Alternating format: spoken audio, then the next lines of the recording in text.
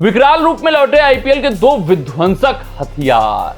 ये दो केकेआर को एक बार फिर चैंपियन बनाने को है तैयार। करबो लड़बो जीत वो रे।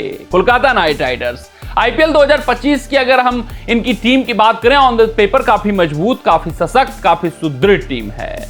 एक तरीके से सबसे वेल बैलेंस्ड प्लेइंग 11 अगर आप देखोगे तो कोलकाता नाइट राइडर्स की है। उसके अलावा इनके पास हॉर्सेस फॉर कोर्सेस के भी सिलेक्शन है। इस संस्करण में उस सिलेक्शन को बहुत ही बेहतर ढंग से यूज किया गया है, मगर जो परिणाम इनके पक्ष में आने चाहिए थे वो परिणाम इनके पक्ष में नहीं आए, जिस कारण इस वक्त ये संघर्ष कर रहे हैं, प्लेऑफ की लड़ाई में जूझते हुए नजर आ रहे हैं। लेकिन पिछले दो मुकाबले की अगर मैं बात करूं, जहां पर मस्ट विन मुकाबला था इनके लिए, वो दोनों मुकाबले जीते हुए हैं। यानी एक बार फिर से विनिंग मोमेंटम पर कोलकाता नाइट राइडर्स सवार हो चुकी है। और ऐसी टीमें जिनके पास काफी बेहतरीन प्लेइंग 11 होती है, एक से बढ़कर एक मैच विनर खिलाड़ी होते हैं, दो विश्व स्तरीय स्पिन गेंदबाज मौजूद हैं, हर्षित राणा के रूप में एक उभरता हुआ भारतीय तेज गेंदबाज मौजूद है, तो भाई साहब कमबैक जब ये करते हैं तो जोरदार करते हैं, शानदार करते हैं, बेमिसाल करते हैं। और अगर ये बचे हुए अपने 3 मुकाबले जीत गए तो प्लेऑफ में भी अपना जगह सुनिश्चित कर लेंगे। तो ये जो वापसी हो रही है कोलकाता नाइट राइडर्स की, आखिरकार किसके दम पर हो रही है? अभी तक कोलकाता जो इनकंसिस्टेंट परफॉर्मेंस दे रहा था, क्यों दे रहा था, अब क्यों प्लेऑफ की उम्मीद जग चुकी है, ये हम आपको अपनी इस रिपोर्ट में बताने वाले हैं। बात करें अगर हम कोलकाता नाइट राइडर्स की, तो भाई साहब इनके जो मैच विनर खिलाड़ी थे, खासकर जो इनके फिनिशर्स थे, खासकर दो बेहतरीन विश्व स्तरीय फिनिशर जो आईपीएल में अपना वर्चस्व स्थापित कर चुके हैं, जो आईपीएल में अपनी सुनामी ला चुके हैं, कहर बरपा चुके हैं, और इनसे बेहतर फिनिशर किसी भी आईपीएल टीम में नहीं था। वो दोनों अपना फॉर्म खो चुके थे, वो दोनों इनकंसिस्टेंट परफॉर्मेंस दे रहे थे।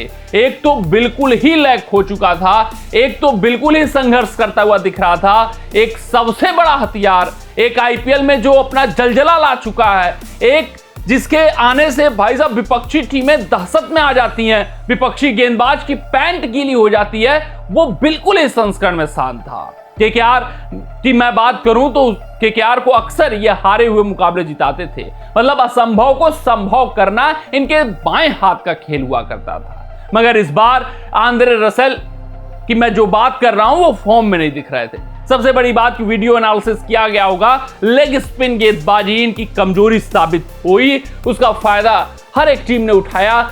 आंद्रे रसेल संघर्ष करते हुए दिखे। पावर हिटिंग वाले जो आंद्रे रसेल थे वो बिल्कुल ही लचर इस संस्करण में दिखाई दिए, बेबस दिखाई दिए, जिस कारण से केकेआर का ये हसर है।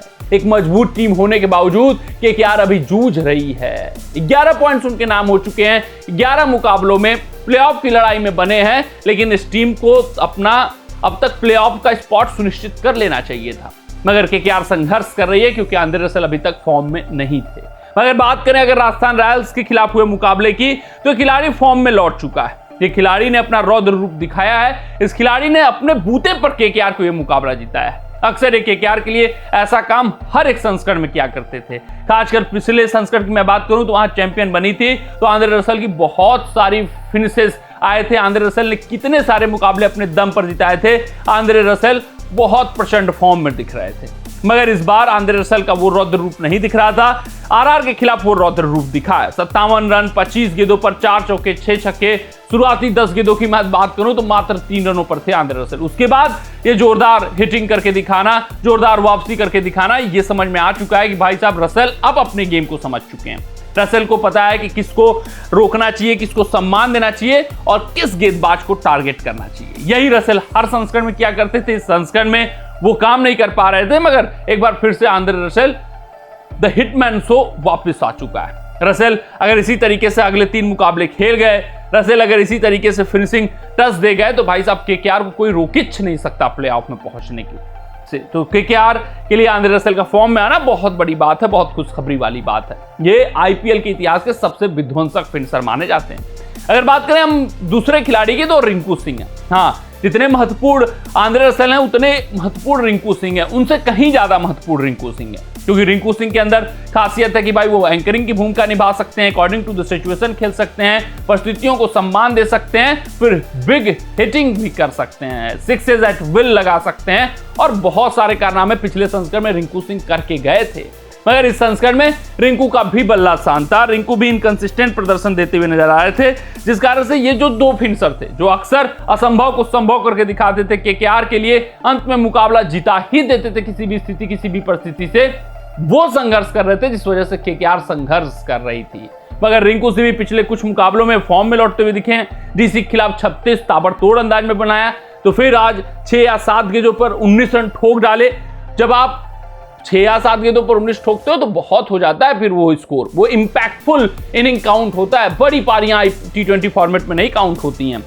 तो ये जो 2 पारियां आई हैं धीरे धीरे ये सुनिश्चित कर रही हैं कि भाई रिंकू भी फॉर्म में आ रहे हैं। अगर रिंकू इस तरीके से अपना कॉन्फिडेंस अर्जित कर गए, रिंकू इसी तरीके से हिटिंग करने लगे, रिंकू इसी तरीके से फिनिशेस देने लगे, तो भाई साहब आंद्रे रसेल और रिंकू सिंह की ये जोड़ी काफी विध्वंसक साबित हो सकती है। अपने दिन किसी भी गेंदबाजों की कुटाई कर सकते हैं, किसी के भी छक्के छुड़ा सकते हैं, किसी भी टीम को नानी याद दिला सकते हैं और केकेआर को प्लेऑफ में पहुंचा सकते हैं। देखना दिलचस्प रहेगा कि ये दोनों खिलाड़ी जो रौद्र रूप में लौटे हैं, जिन्होंने आरआर के खिलाफ बेहतर प्रदर्शन किया है, पिछले कुछ मुकाबलों में रिंकू ने डीसी के खिलाफ भी बेहतर प्रदर्शन किया था, क्या अपने इस फॉर्म को आगे कंटिन्यू कर सकते हैं इसी तरीके से?